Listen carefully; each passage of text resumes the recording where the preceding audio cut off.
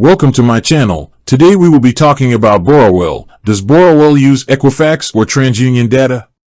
Borrowell uses data from Equifax. In Canada, there are two main credit bureaus, Equifax and TransUnion. Borrowell provides its users with their free credit score and credit report using information collected by Equifax Canada.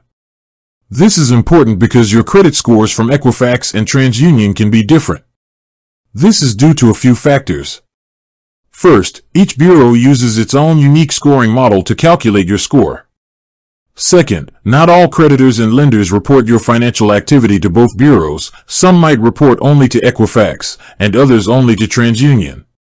Therefore, the credit score and report you see on Borrowell is specifically your Equifax data. If you were to check a service that partners with TransUnion, you would likely see a different, though hopefully similar, score. Understanding which bureau a service like Borrowell uses helps you know what credit information you are reviewing. When applying for credit, lenders may check either one or both bureaus, so it's wise to monitor both your Equifax and TransUnion reports periodically for accuracy.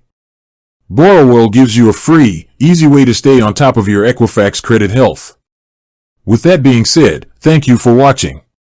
For more finance videos, kindly check my page.